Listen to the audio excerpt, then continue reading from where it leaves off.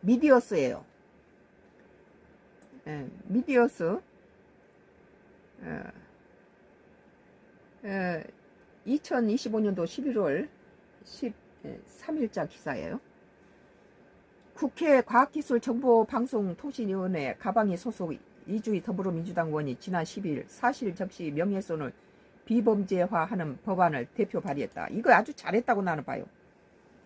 이재명 정부 들어와서 몇 가지 잘한 것이 있어요.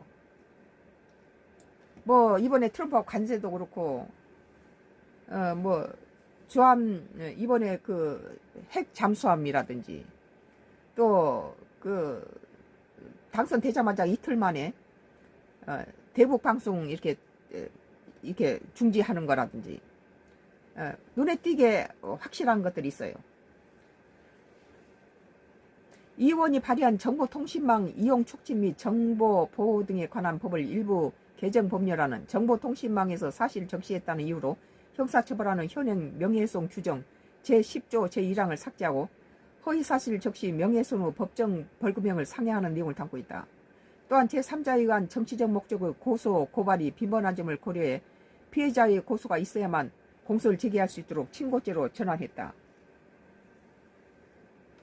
그러니까는 피해자가 가해자를 갖다 고소하면은 가해자가 피해자한테다가 오히려 더 자기 명예훼손했다 이런 식으로 더 당한다는 거예요.